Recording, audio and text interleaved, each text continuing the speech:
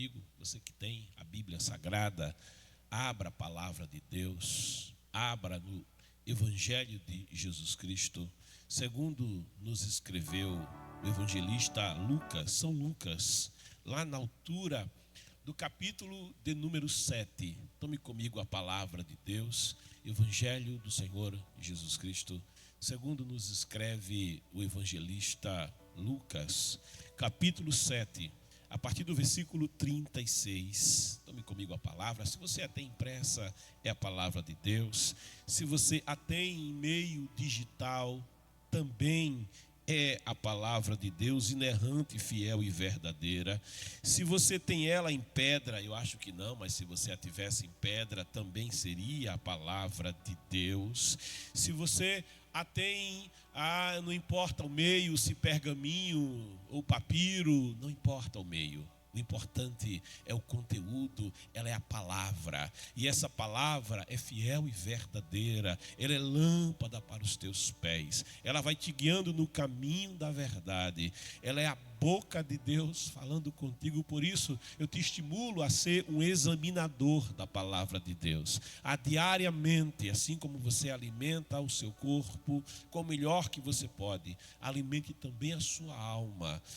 Dê à sua alma a oportunidade de ser saciada pelo pão da palavra de Deus. Nem só de pão viverá o homem, mas de toda a palavra que sai da boca de Deus. Amém? Então tome comigo o Evangelho do Senhor Jesus Cristo, segundo nos escreveu o evangelista Lucas, no capítulo de número 7, a partir do versículo 36, sob a epígrafe: uma pecadora unge a Jesus. Declara-nos na versão King James atualizada o texto: tendo sido convidado por um dos fariseus para jantar, Jesus foi à casa dele e reclinou-se, como era o costume, junto à mesa. Assim que tomou conhecimento que Jesus estava reunido à mesa na casa do fariseu, certa mulher daquela cidade, uma pecadora, trouxe um frasco de alabastro cheio de perfume e, posicionando-se atrás de Jesus, prostrou-se a seus pés e começou a chorar. Suas lágrimas molharam os pés de Jesus, mas ela em seguida os enxugou com os próprios cabelos, beijou-os e os ungiu com perfume. Diante de tal cena, o fariseu que o havia convidado falou consigo mesmo: se este homem fora de fato profeta, bem saberia quem nele está tocando e que espécie de mulher ela é, uma pecadora. Então voltou-se Jesus para o fariseu e lhe propôs: Simão, tenho algo para dizer-te. Ao que ele aqueceu: sim, mestre, dize-me. 2 homens deviam a certo credor. Um lhe devia 500 denários e o outro 50. Nenhum dos dois tinha com que pagar. Por isso o credor decidiu perdoar a dívida de ambos. Qual deles o amará mais?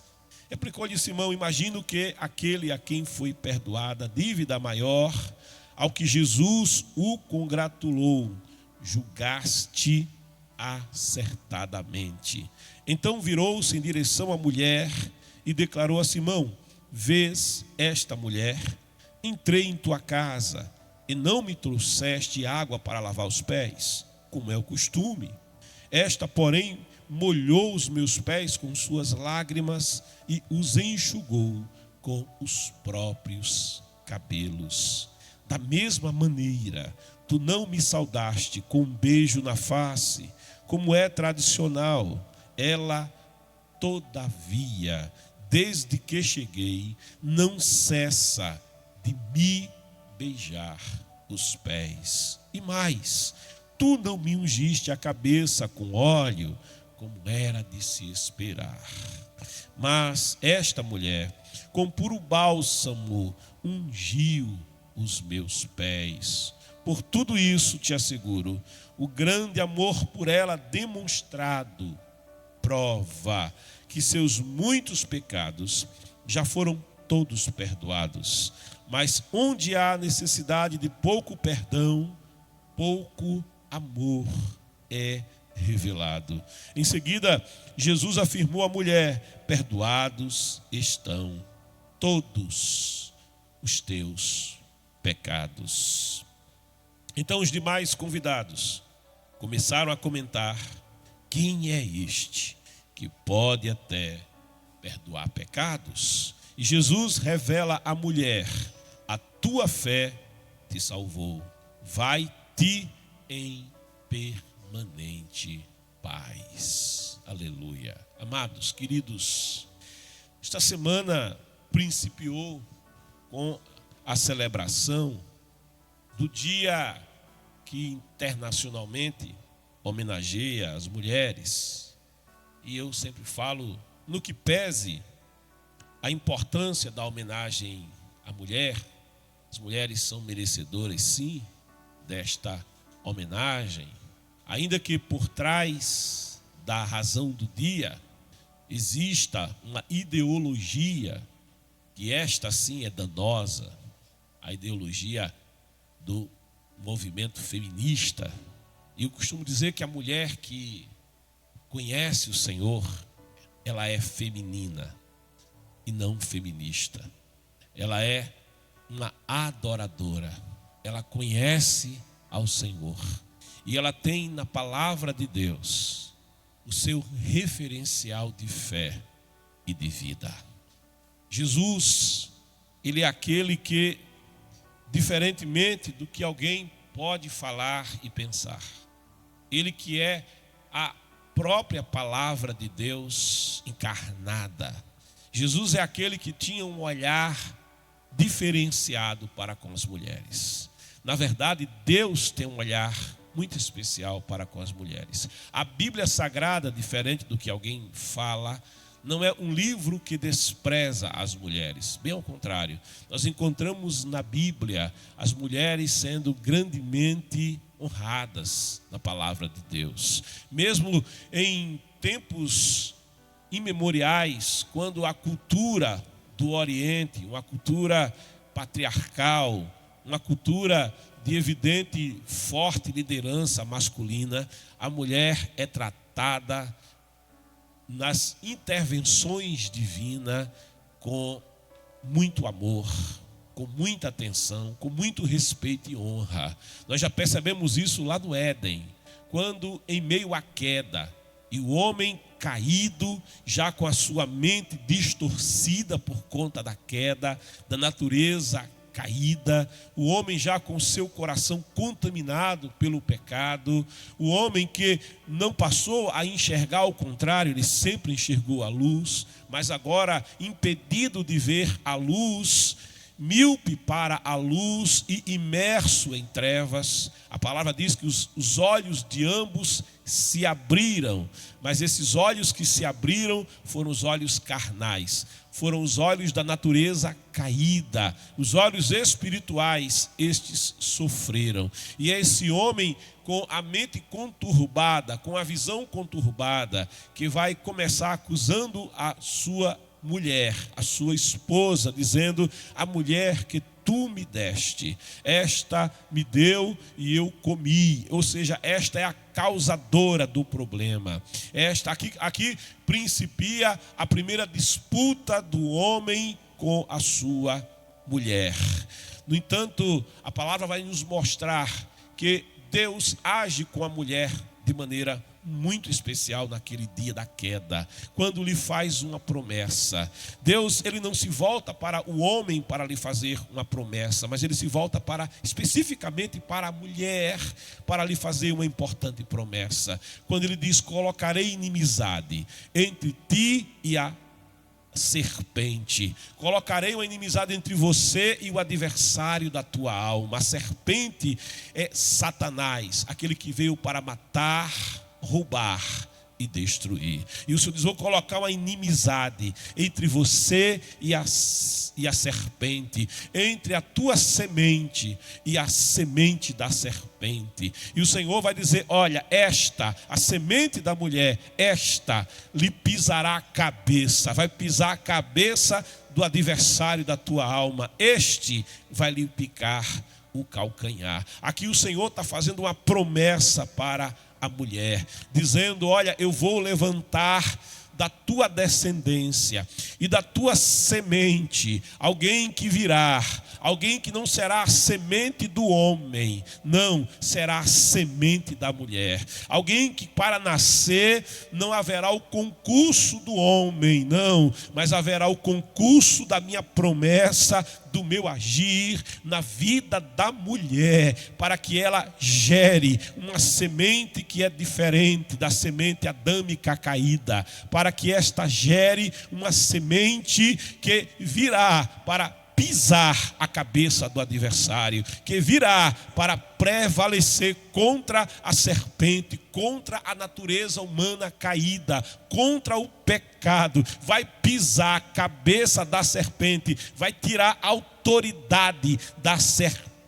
Na queda do homem, a serpente começou a dominar a natureza humana caída, mas o Senhor diz: esta semente pisará a cabeça da serpente, vai tirar a sua autoridade e vai haver, esta serpente vai picar-lhe o calcanhar, ou seja, esta semente será ferida neste processo. Aqui o Senhor está fazendo uma promessa, que haveria esperança para a humanidade, que Ele não desistiria da humanidade caída, mas que haveria uma semente, que haveria de nascer, e esta prevaleceria contra a serpente, esta resgataria o homem, aquele que se havia perdido. E no tempo, cumprido o tempo, na plenitude dos tempos, escreve o apóstolo Paulo, Deus enviou o seu filho, nascido de mulher, nascido sob a lei, e ele veio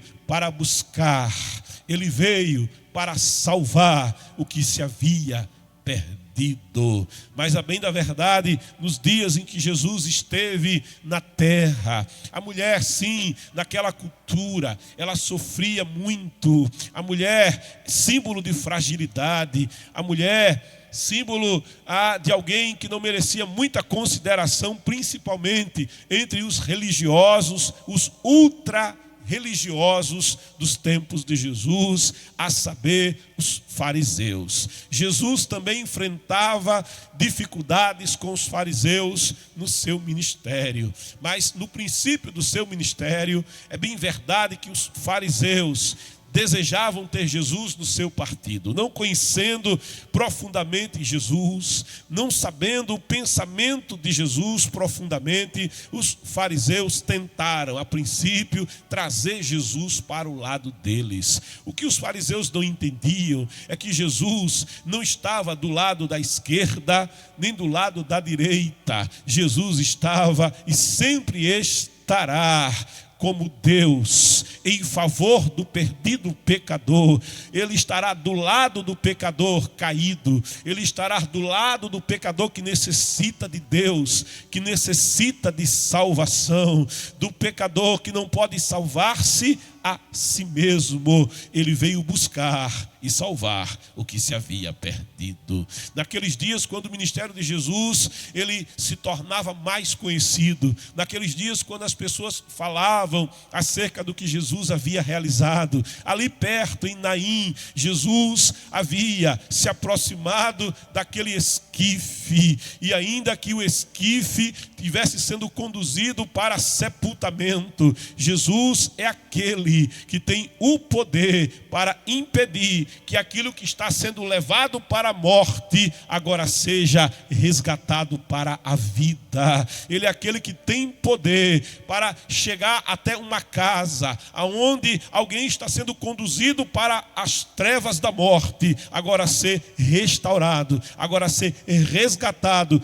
e trazido para a vida. Quando aquele que é a vida se encontra com aquele que jazia a morte, ele toca o esquife, e ao tocar o esquife para. Ao tocar o esquife, o sepultamento é interrompido. Por quê? Porque Jesus interrompe a obra da morte, porque Ele é a vida. E as pessoas daquela região passaram a comentar o grande milagre que aconteceu na vida de uma mulher viúva. Aquela viúva, naquele dia, recebeu uma grande bênção ao ter o seu filho retornado à vida. Aquela viúva voltou a abraçar o filho tão querido. Nós encontramos no ministério de Jesus aquela mulher do fluxo de sangue que se aproxima dele com uma fé no coração viva que dizia: se ao menos eu tocar.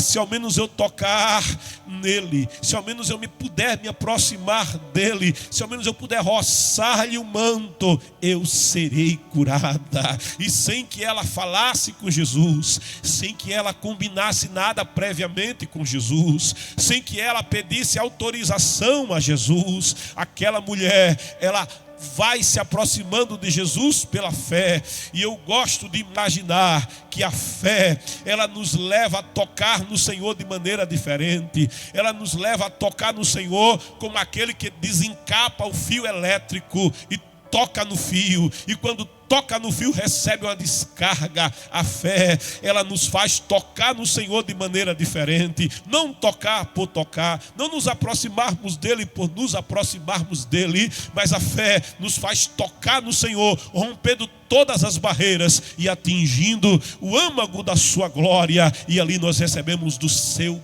poder. As pessoas falavam daquilo que Jesus tinha feito na vida daquela mulher, e aquela mulher foi curada, e mais ainda, ela foi salva, porque ela ouviu do Senhor uma palavra que declarava: filha, a tua fé te salvou. As mulheres comentavam que Jesus tratava as mulheres de modo diferente, que Jesus olhava para as mulheres com um olhar diferente, o que não acontecia na casa ali de Marta e Maria, aonde Maria se torna a primeira aluna de Jesus, aquela que sentava-se aos pés. Essa expressão sentar aos pés é a expressão do discípulo que se senta para ouvir um grande mestre. As pessoas falavam: olha, ele vai à casa do seu amigo Lázaro, e na casa de Lázaro, Maria, a irmã mais nova de Lázaro, ela recebe aula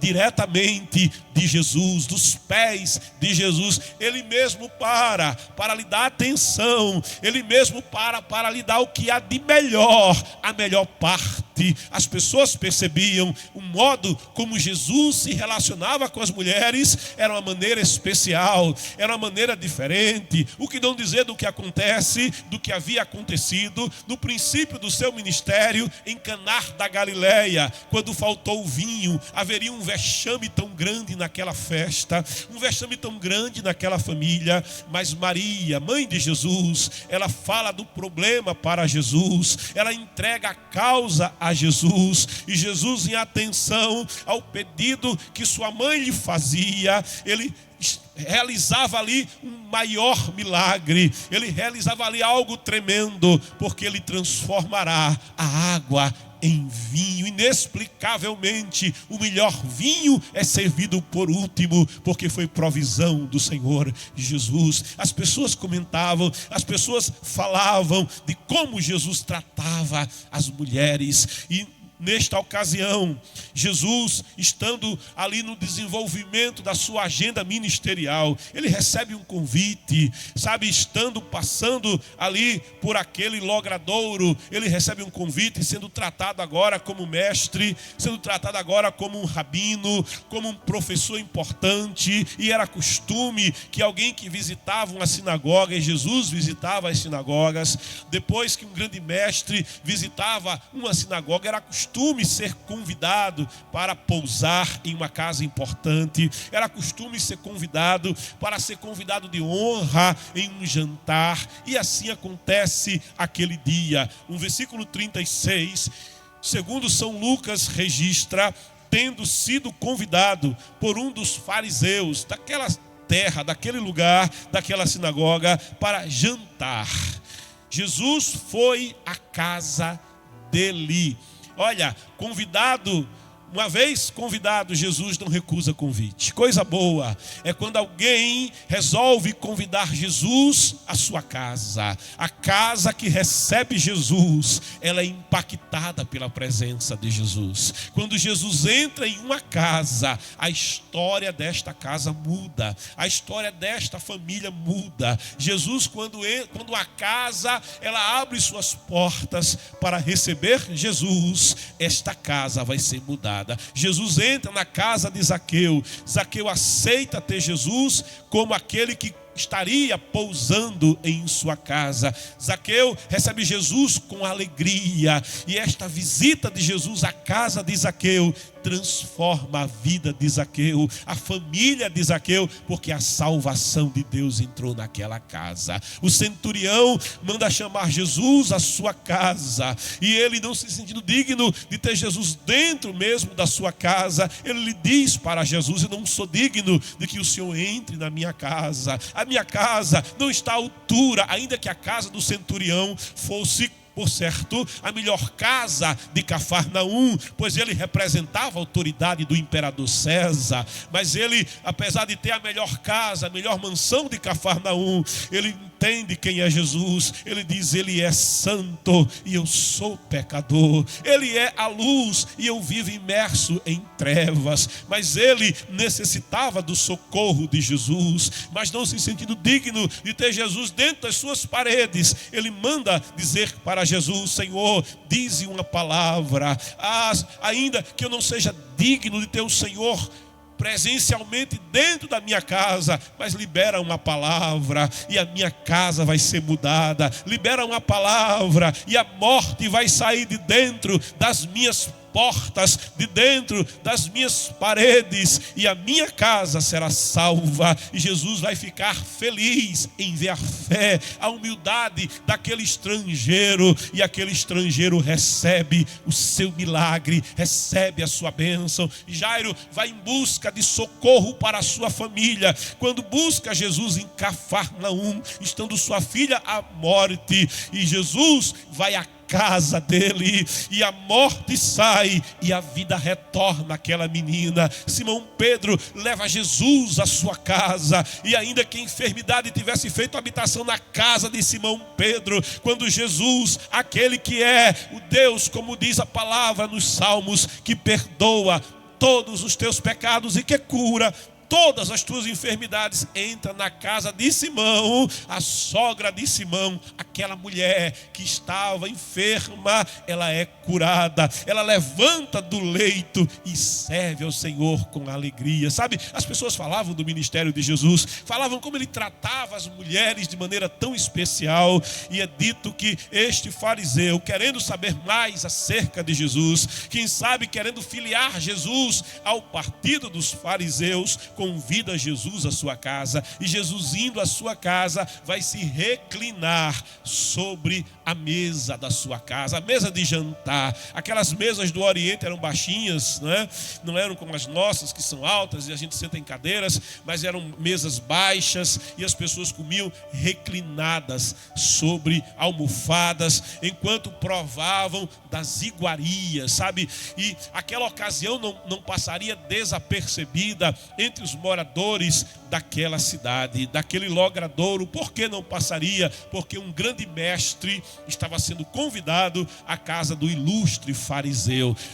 Aquele fariseu queria estar perto de Jesus. Sim, aquele fariseu, ele queria a badalação de ter recebido o Rabi da Galileia em sua casa. Aquele que era visto como um homem extraordinário, de grande autoridade, poder e conhecimento da palavra em sua casa. As pessoas comentariam por muitos dias que o ilustre Jesus foi à casa daquele fariseu. Sim, aquele fariseu seria visto com admiração. Sim, e ele até gostaria disso. Era o costume que, quando alguém muito ilustre ia a um jantar como esse, que as portas da casa ficassem abertas para que as pessoas tivessem acesso. Elas não poderiam sentar-se à mesa, elas não poderiam provar das iguarias que estariam sendo servidas, mas era permitido que tivessem acesso e que ficassem ali em volta da mesa e que ficassem ali recostados em uma parede, em uma pilastra, observando aquilo que acontecia naquele jantar, aonde por certo se faria perguntas àquele rabi, se fazia perguntas àquele ilustre que estava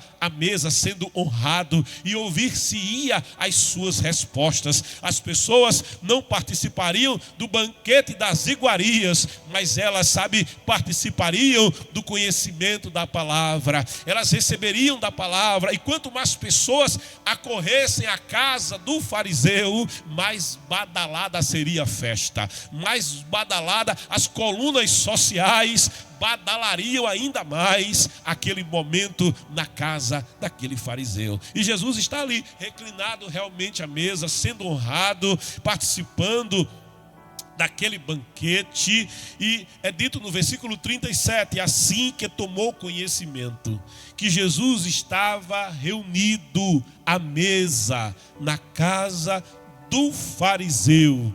E aqui Lucas começa a descrever uma personagem, certa mulher daquela cidade. Sim, ela era dali, ela era conhecida de todos dali, porque Lucas vai dizer certa mulher daquela cidade, conhecida naquela cidade. Ele diz uma pecadora.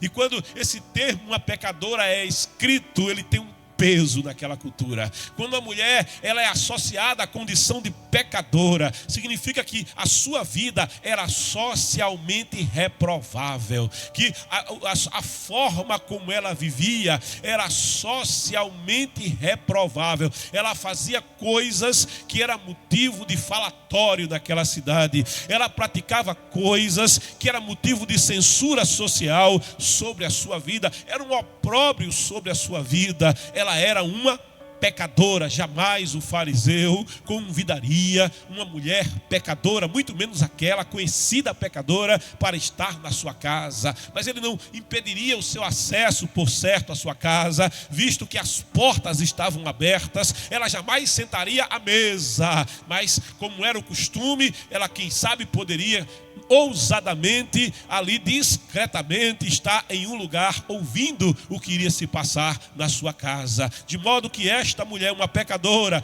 ela fica sabendo e ela vai até Jesus. E quando ela vai até Jesus, é dito que ela não vai de qualquer maneira, ela não vai de mãos vazias. Por quê? Porque escreve Lucas, ela trouxe algo consigo, e ela trouxe algo precioso. Ela trouxe um frasco de alabastro cheio de perfume. Estes frascos de alabastros eram feitos de uma espécie de pedra sabão, com um pescoço bem fininho, ali se colocava um unguento precioso. É dito que esses ungüentos custariam 1 ano de trabalho de um trabalhador daquele tempo, e se colocava ali um cordão, um barbante em volta do pescocinho daquele alabastro, que era precioso. Só se utilizava uma vez quebrado o pescocinho, não tinha tampa, ficava selado. Uma vez quebrado, todo o conteúdo era usado de uma única vez, portanto só se utilizaria em um momento especial,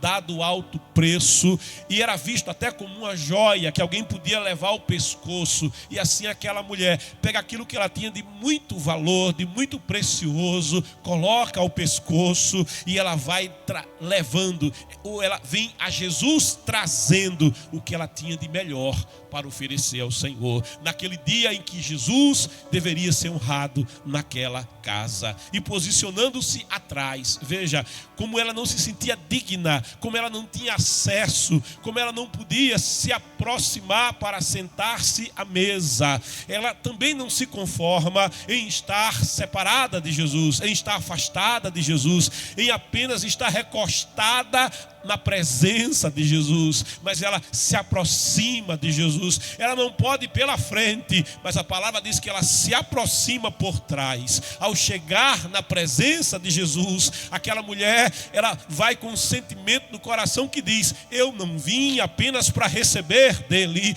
mas eu vim também para trazer algo de especial para ele. Ela vem trazendo aquele alabastro de unguento precioso para ofertar a Jesus. Jesus, ela se aproxima de Jesus. Veja, ela não se aproxima do fariseu, jamais ela o faria. Fariseu, ele não se relacionava bem com as mulheres, nem com a sua filha, nem com a sua esposa, no que diz respeito a tocar, por exemplo, na sua própria filha, na sua própria esposa, porque o fariseu, ele era muito zeloso da sua purificação ritual.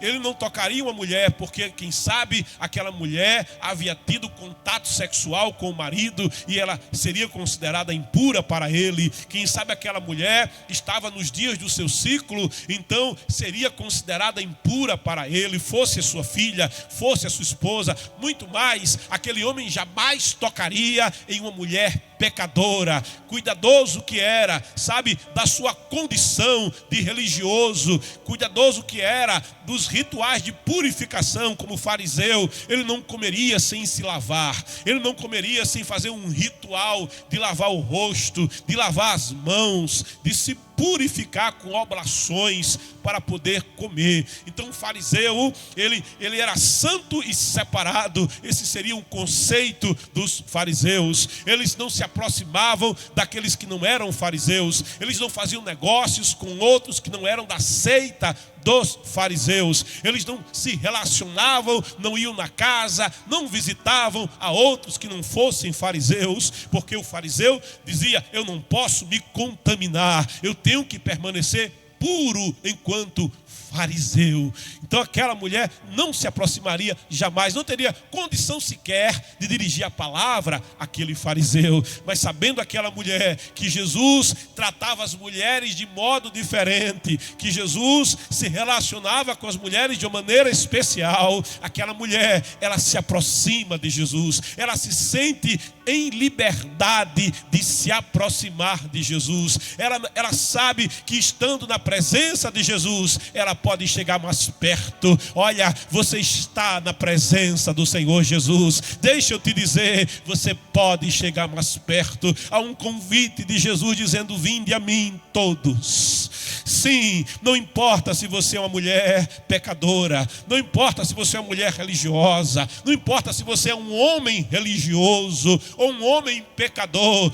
Há um convite de Jesus para você: vinde a mim todos. Pode se aproximar de Jesus. Ah, mas o senhor sabe como é que eu estou? Olha, Jesus diz assim: olha, os sobrecarregados podem se aproximar, e os oprimidos, eu estou debaixo de opressão, pode se aproximar de Jesus. Vinde a mim todos. Ele diz: aquele que vem a mim, aquela que vem a mim, não importa a tua língua, não importa a tua cultura, o teu estado emocional, o teu estado social, a tua situação espiritual, a miséria espiritual na qual você possa estar. Ele diz assim: olha, vinde a mim todos. E mais, aquele que de mim se aproxima, ele diz: de maneira nenhuma eu lançarei fora. Ah, mas eu sou pecador. Ele não vai te lançar fora. Ah, mas eu sou um assassino. Ele não vai te lançar fora. Eu andei traficando. Ele não vai te lançar fora. Ah, mas eu sou viciado em cocaína, em heroína, em maconha, em cachaça. Ele não vai te lançar fora. De maneira nenhuma eu lançarei fora. É com essa convicção que essa mulher, ela se aproxima de Jesus por trás, estando Jesus reclinado sobre a mesa, conversando com os comensais. Os seus pés estão à mostra, os seus pés, sabe, estão ali sobre aquele tapete, devido à posição em que ele está. E é dessa maneira que esta mulher se aproxima de Jesus. Você pode também se aproximar de Jesus. Aquela mulher, ela se aproxima de Jesus, e diz a palavra, vai por trás, posicionando-se atrás de Jesus. Sabe o que ela faz? Ela não abre a boca. Sabe o que ela faz? Ela não declara nada para Jesus se voltar para ela, mas ela tem uma atitude. Porque quando alguém se aproxima de Jesus, não é tão importante o que fala, não é tão importante o que diz, nem o que declara, nem o que fotografa. Quando alguém se aproxima de Jesus, o importante mesmo é a atitude, porque a atitude fala do que vai na alma, a atitude fala do que vai do coração. Ela se prostra, essa é a atitude dela, ela se prostra aos pés de Jesus. Quem se prostra nos pés de alguém naquela cultura estava declarando: eu te tenho como Senhor sobre mim. A pessoa que se prostra diante de alguém naquela cultura está dizendo: eu aceito o teu domínio sobre mim, o teu senhorio sobre mim. Eu estou disposto a fazer o teu querer, eu estou disposto a fazer a tua vontade, eu estou disposto a te obedecer, eu quero ser teu servo e eu te reconheço como meu Senhor. Esta mulher vai aos pés de Jesus, é também uma evidência da sua humilhação diante de Jesus. A palavra diz que os humilhados serão exaltados. A palavra diz que a humildade vai na frente da honra. Essa mulher, com um coração humilde, sabe, com um coração de serva, com um coração que reconhece quem é Jesus, ela se prostra aos pés do Senhor Jesus. Ela se coloca como uma adoradora. Jesus nos diz em João capítulo 4 que Deus procura o verdadeiro adorador, aquele que o adora não de aparência, mas o adora em espírito, o adora em verdade. E esta mulher se coloca como uma adoradora aos pés de Jesus. E estando aos pés de Jesus, diz Lucas, e começou a chorar. Eu lembro de Ana, que prostrada na porta, na entrada oriental do tabernáculo, Ana derramava o coração. Ana não tinha palavras, mas ela derramava a sua alma. Ela derramava, sabe, a sua adoração na forma de lágrimas. E há quem diga que lágrimas para ele é uma oração completa. Ele intercede por nós com gemidos inexprimíveis. Ele sabe ler as lágrimas daquele que prostrado aos seus pés verte essas lágrimas. Uma mulher em Betânia foi falar com Jesus de pé e disse: se tu tivesses aqui, meu irmão não tinha morrido. Mas a sua irmã vai de modo diferente. A sua irmã Maria se prostra aos pés de Jesus, diferente de Marta, cujo nome é Senhora, que se relaciona com Jesus de igual para igual, em pé.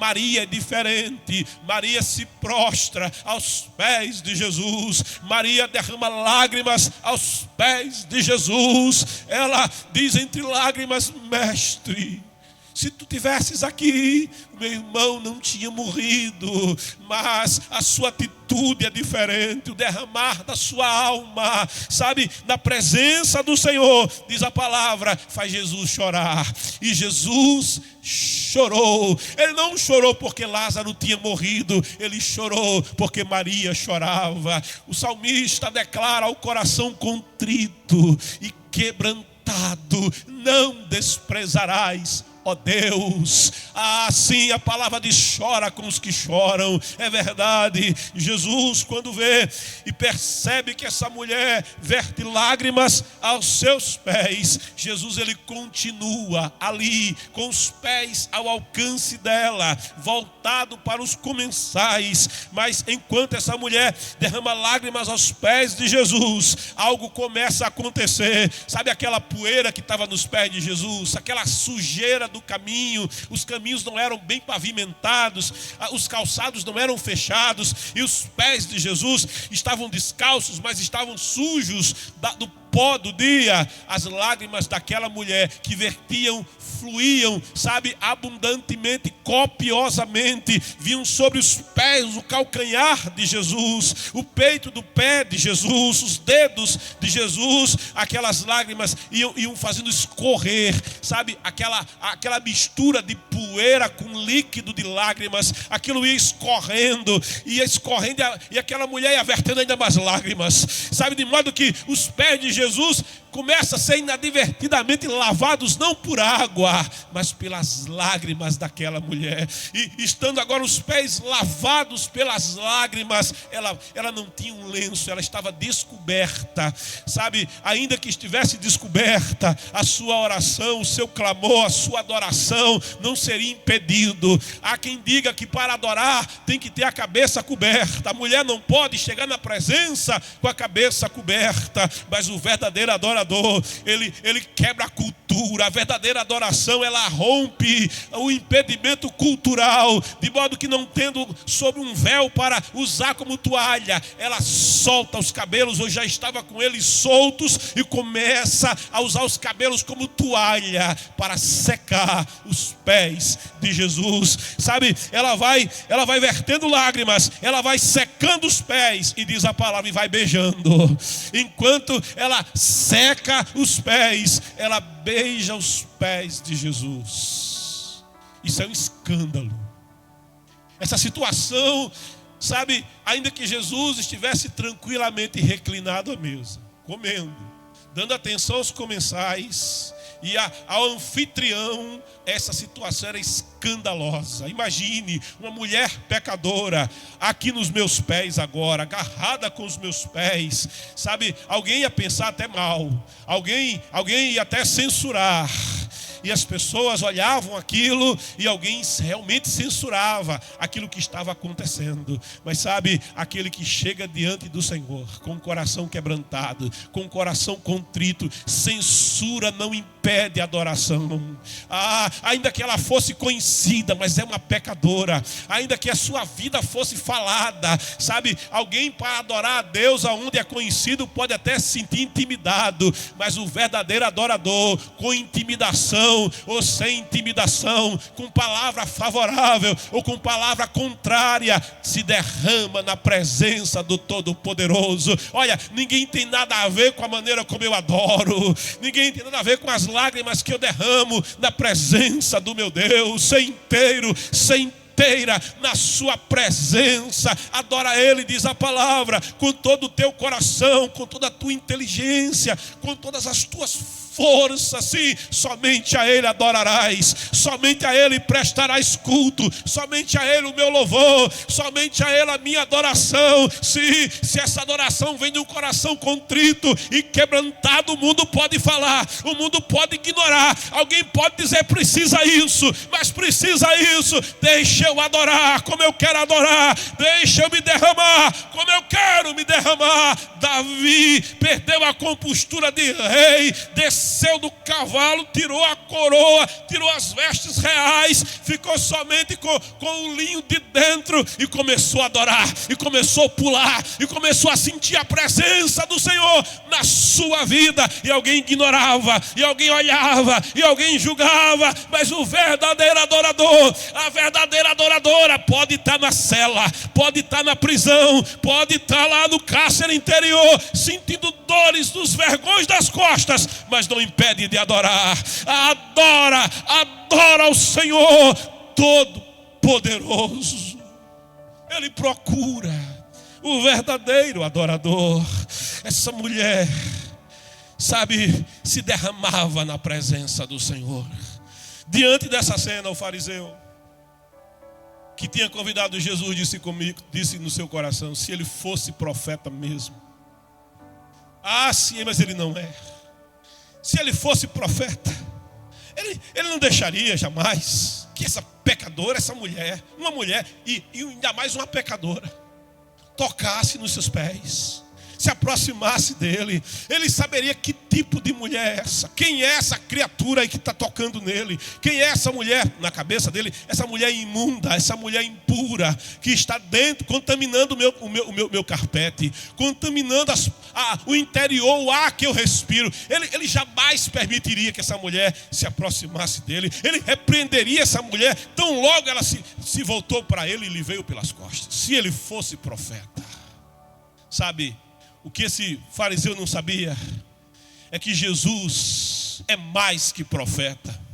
O que esse fariseu não tinha entendido ainda é que Jesus, ele não só conhecia a mulher pecadora, ele não só conhecia, o salmista diz: no ventre da minha mãe tu me urdistes, lá no oculto tu me vistes.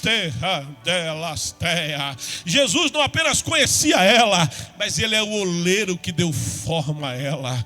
O que ele não sabia é que Jesus não só conhecia o proceder daquela mulher, mas também conhecia o proceder do fariseu, também conhecia o coração do fariseu. O ritualismo daquele fariseu, os ritos que aquele fariseu procurava impor à sua vida para se sentir puro e justo diante de Deus e se sentir merecedor de acesso as bênçãos de Deus. Sabe, Jesus, lá em Lucas 18, ele ilustra esta situação do fariseu, quando é dito que um fariseu e um publicano, o publicano era aquele que era o servidor do Império Romano e, portanto, visto como um traidor, como naquela cultura, igual a uma prostituta, igual ao cão, que era um bicho imundo para aquela cultura. Não que o cão não seja, sabe?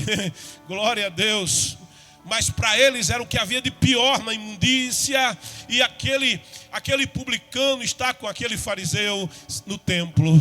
E o fariseu levanta a cabeça e declara a sua justiça, dizendo: Deus, eu sou aquele que dá o dízimo, eu sou aquele que oferta, eu sou aquele que guarda os ritos de purificação que estão na lei mosaica, e eu sou isso, e eu sou aquilo, e eu quero o teu favor, eu mereço o teu favor. Mas aquele publicano de Jesus tinha uma atitude diferente. Ele não levanta a cabeça, sabe, para contemplar o templo. Ele não levanta a cabeça, mas de cabeça baixa, porque não se sente digno nem da visão do templo, das paredes do templo. Ele bate no coração, e com o coração contrito, com lágrimas nos olhos, aquele publicano reconhece a sua miserabilidade de pecador e diz: tem misericórdia de mim, ó Deus.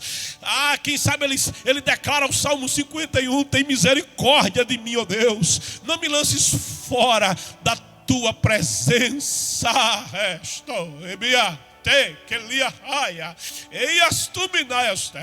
Jesus diz: olha, o fariseu voltou do jeito que chegou. Agora aquele publicano que se quebranta, aquele publicano que se derramou na presença, ele voltou justificado, ele voltou com os pecados perdoados. Deus atentou para o quebrantamento do seu coração. Esse fariseu não sabia é que Jesus o conhecia profundamente, muito mais do que ele se conhecia. Então Jesus contempla aquele fariseu cujo nome é Simão, que significa o Deus que ouve. E Jesus estava ouvindo os seus pensamentos mesmo, e diz: Simão, eu tenho uma coisa para te dizer, eu tenho algo para falar-te, Simão. E Simão, que tinha convidado Jesus para ouvir a palavra de Jesus, que tinha convidado Jesus a princípio para ouvir o ensino de Jesus, quem sabe conseguir a assinatura de Jesus na filiação dos fariseus, dize a mestre. Aleluia, dize a mestre. Olha, quando alguém começa a pensar acerca de Jesus, o que bem quer entende, vai ouvir de Jesus aquilo que possivelmente não queira ouvir, mas que precisa ouvir. Dize a mestre. E Jesus conta para ele uma ilustração que diz: olha, um credor tinha 2 devedores. Um devia 500 denários, 500 dias de trabalho, é mais de um ano. Outro devia pouco mais de um mês de trabalho, devia 50. E nenhum dos dois tinha com que pagar.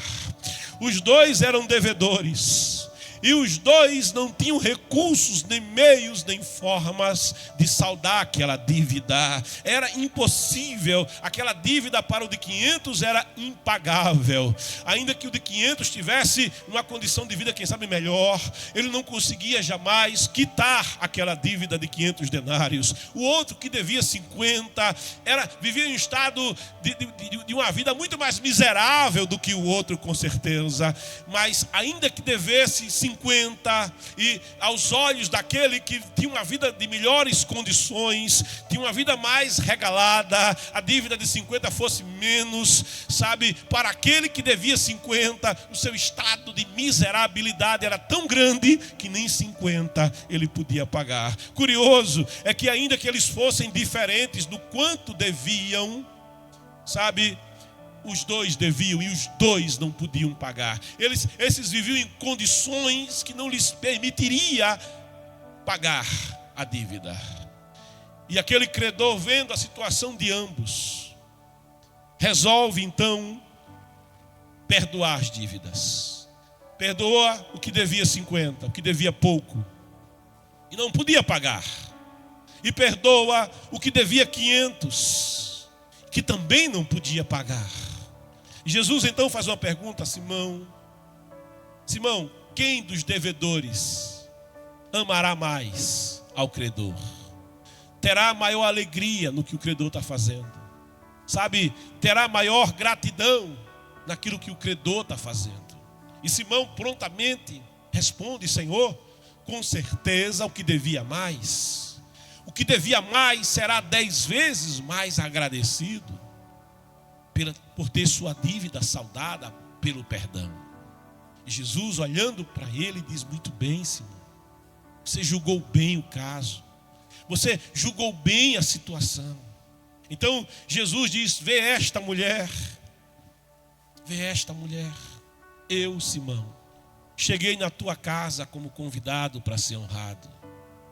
Eu, Simão, aceitei o convite que tu me fizeste de vir à tua casa. Oh, glória a Deus. No entanto, Simão, ao chegar na tua casa, com os meus pés empoeirados, tu não me deste água para lavar os pés. Sabe, o normal, o costume, era que não só se desse água para lavar os pés, mas se o convidado era alguém honrado, se o convidado era alguém especial, um servo fosse designado para lavar os pés do convidado. Mais ainda, dada a estatura do convidado, o próprio dono da casa poderia ele mesmo lavar os pés daquele que ele estava convidando. E ao fazê-lo, ele dizia assim: Senhor, eu quero que o Senhor fique na minha casa. Eu quero que o Senhor considere que a minha casa agora é a sua casa, que a minha família agora é a sua família. Eu quero que o Senhor me considere como um simples servo na sua presença, que o Senhor fique permanentemente residindo dentro das minhas portas, dentro das minhas paredes. Olha, Simão, tu não me deste água para lavar os pés. E era o costume, era o rito que devia ser observado. Agora vê essa mulher. E Jesus não vai dizer: vê esta mulher, essa pecadora. Não, vê esta mulher, desde que eu cheguei, desde que ela teve a oportunidade de chegar perto de mim e contemplar os meus pés, ela os lavou com lágrimas. Ela os secou com os próprios cabelos. Olha, Simão, eu entrei pelas tuas portas, tu não me destes um beijo, como seria normal, como manda o rito, como é a cultura. E aquele que dava esse beijo, dava esse beijo porque dizia: esse que entra pelas minhas portas é puro, esse que entra pelas minhas portas é santo, esse que entra pelas minhas portas, eu quero ter dele um pouco em mim, e eu quero ter de mim um pouco nele. Ou seja, eu quero ter esta proximidade, porque eu quero ter intimidade com ele, eu quero ter uma amizade com ele, eu quero ter um relacionamento com ele. Olha, Simão, tu me convidaste à tua casa, mas tu não expressastes o ósculo santo, tu não me recebestes com um beijo. Mas essa mulher que me lavou os pés com as suas lágrimas, que os secou com os cabelos, ela não cessa de beijá-los. Oh, resta elas, ela não cessa de expressar que deseja que eu tenha para com ela um relacionamento. Ela não deseja de querer que eu esteja com ela.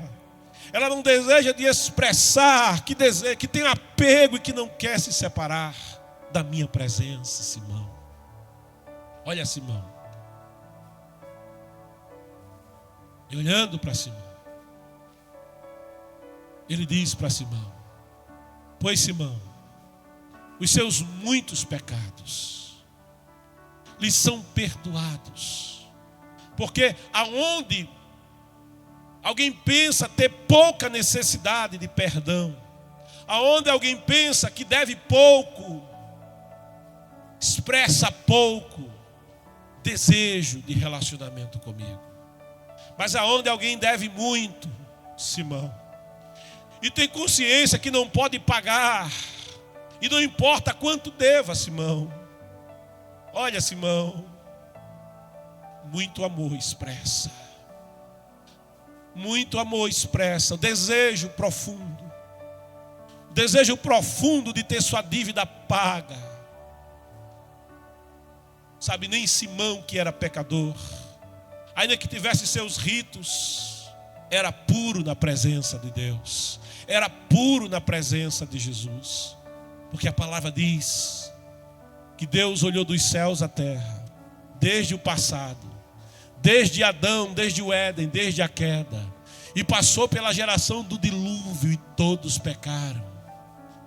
E Deus viu Noé, e levantou a geração que veio de Noé, mas também todos pecaram. E ele contemplou a Abraão e a descendência de Abraão, e todos pecaram. E Deus olhou para os dias de então, para os dias odiernos, contemplou esses mais de 8 bilhões de seres humanos, e todos pecaram. E Deus olhou para o futuro, para os dias que ainda virão, e todos pecaram. Deus olhou dos céus à terra, nem príncipe, nem princesa, nem justo, nem injusta, nem rico, nem pobre, nem preto, nem branco, nem amarelo, nem vermelho, nem da direita, nem da esquerda, nem do centro, sabe, nem religioso, nem religiosa. A palavra diz: todos pecaram,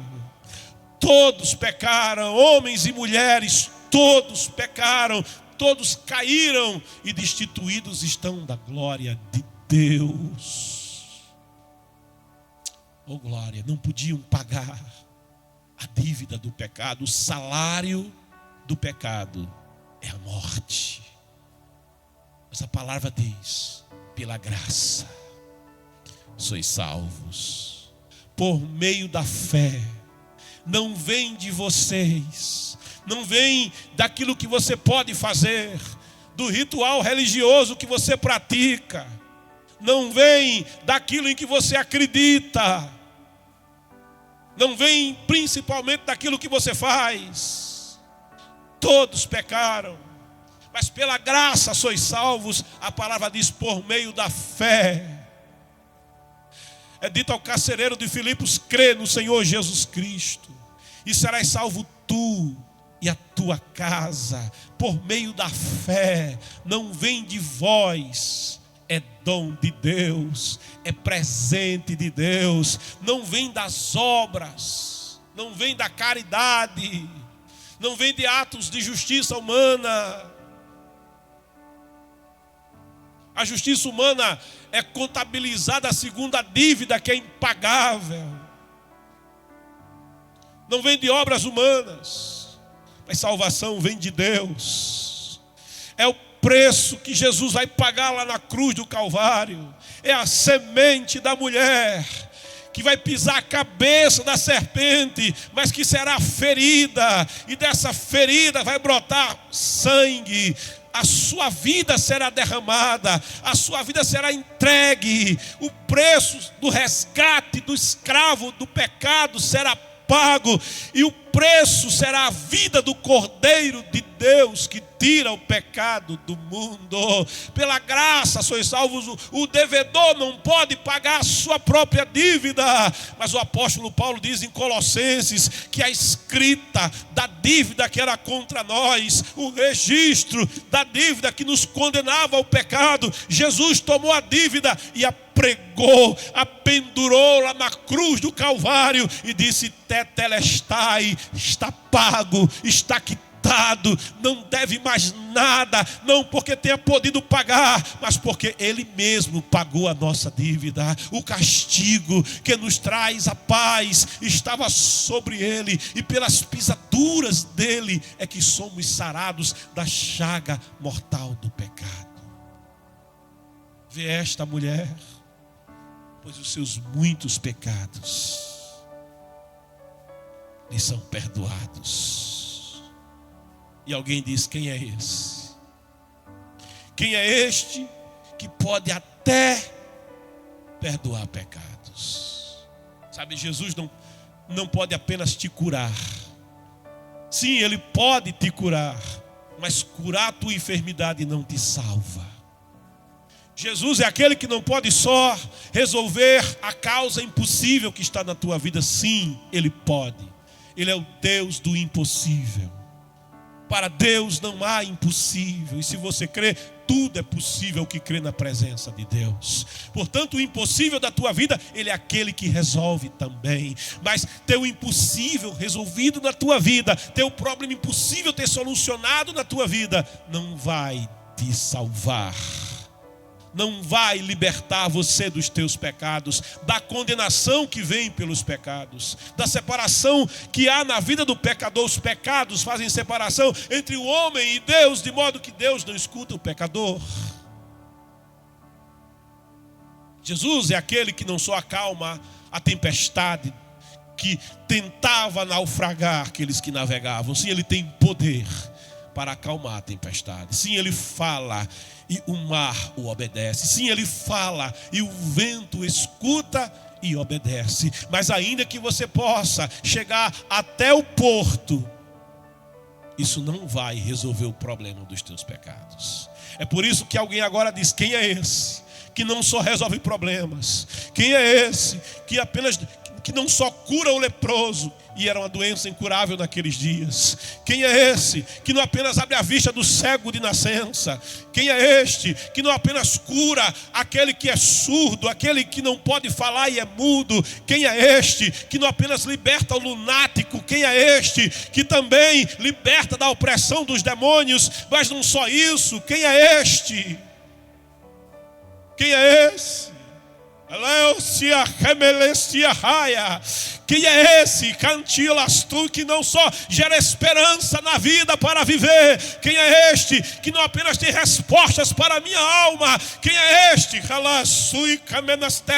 que é a luz que brilha no meio da escuridão que há dentro do meu ser? Quem é esse que não só tem solução para os problemas da minha vida, mas muito mais que isto? Quem é esse que até perdoa os pecados? Quem é esse que até resolve o maior de todos os problemas da humanidade caída?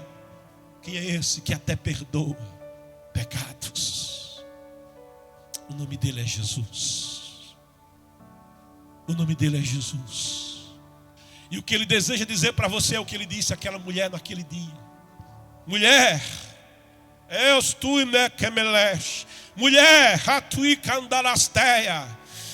a maior homenagem que uma mulher pode receber não é o Dia Internacional da Mulher, não é receber flores. Tudo isso é muito bom. Mas a melhor coisa que Deus tem para dar à mulher e ao homem é dizer: mulher, homem, a tua fé em Jesus Cristo te salvou. Vai para viver a minha paz. Vai para viver fora da opressão. Vai para viver uma nova vida. Eu vim para que tenham vida e a tenham em abundância. Vai para viver fora da miserabilidade da queda humana. Vai. Oh, liberto do vício, liberto da droga. Vai, liberta da prostituição. Vai, vai livre dos grilhões que te prendem. Vai livre da angústia do teu ser que devora a tua alma, do vazio que consome a tua existência, porque eu vou fazer em você a minha morada. Porque eu farei em você a minha habitação. Porque eu serei o teu Deus e tu serás o meu filho. Eu serei o teu Senhor e tu serás o meu servo. Eu farei em você a minha casa, o meu lugar de habitação. Ele diz: aquele que me ama, essa mulher amava ele, faz a minha vontade. E eu e o Pai iremos até ele, Simão, e nele faremos morada. Simão convidou Jesus à sua casa para que falassem dele, para que dissessem do grande evento social que ele fez. Simão queria Jesus na sua casa por um tempo. Agora essa mulher vai ter Jesus na sua vida por toda a eternidade.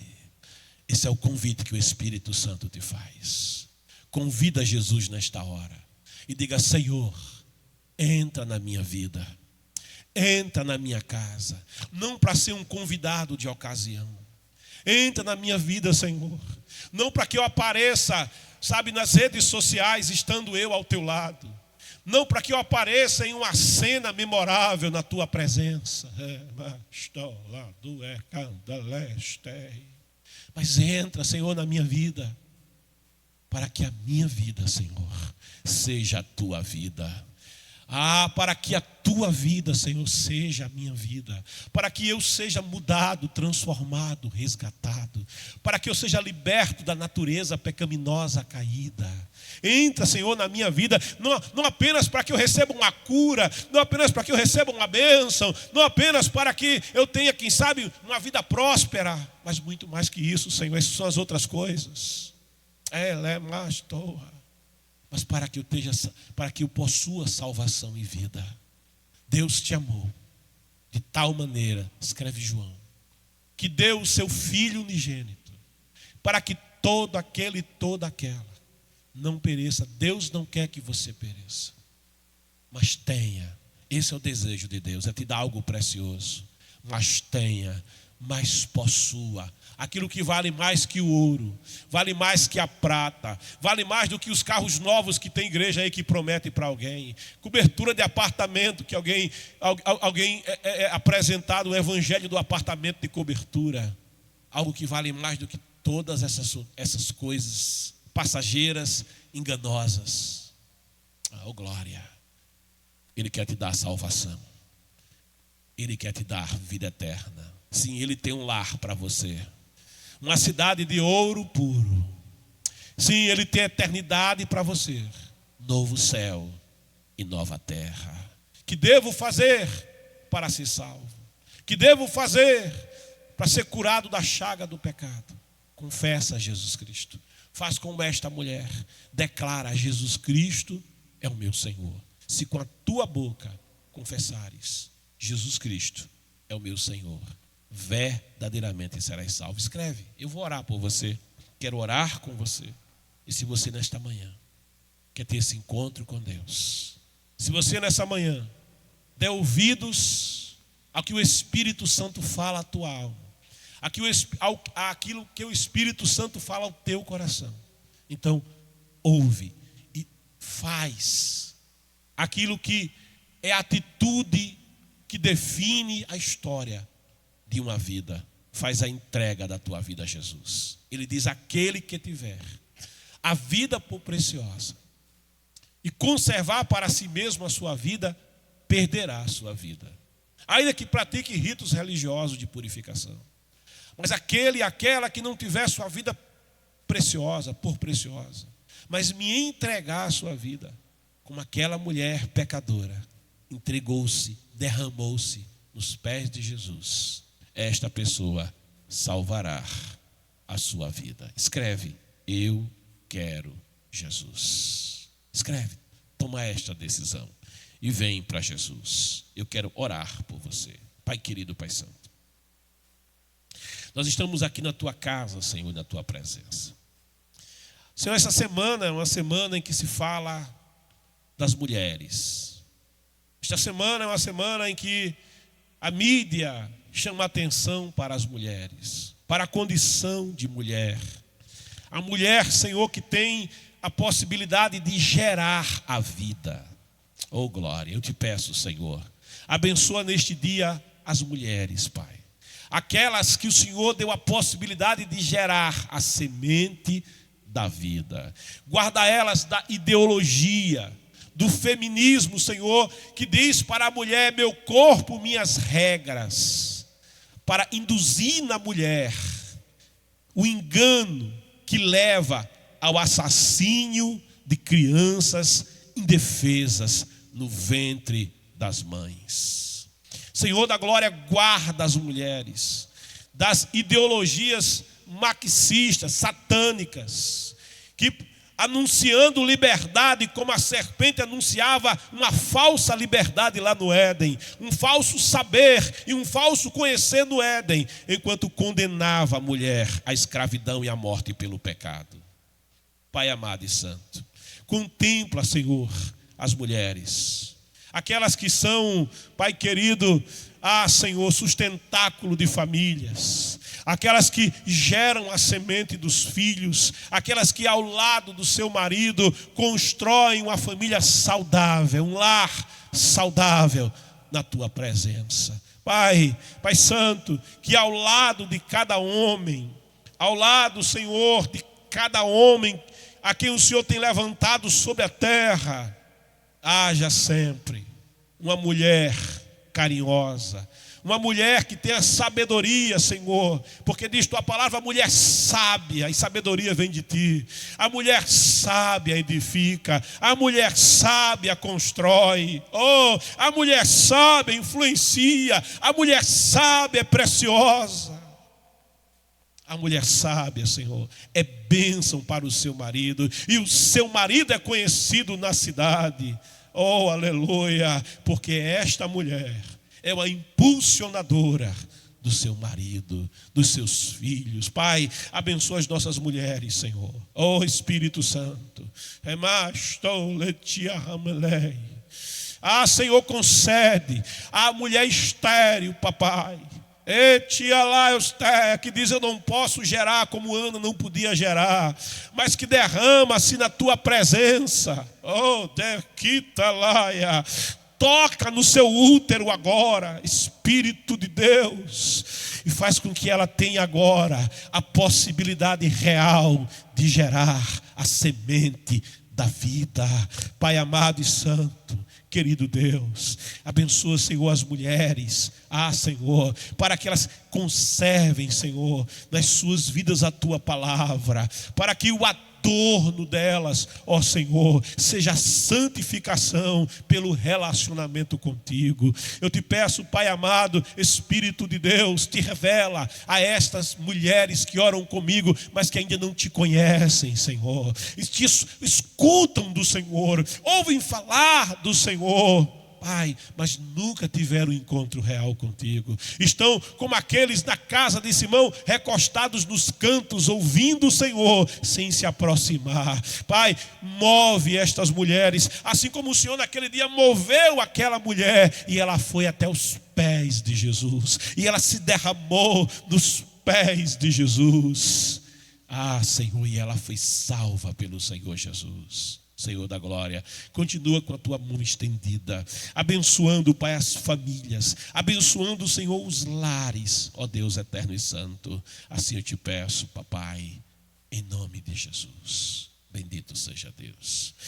A você que esteve conosco, obrigado, querido. Obrigado, querida. Que a bênção do Senhor continue sobre a tua vida. Hoje à noite tem Santa Ceia do Senhor, não é, Kennedy? Às 19 horas. Vai ser transmitido, Kennedy? Olha, tem transmissão ao vivo.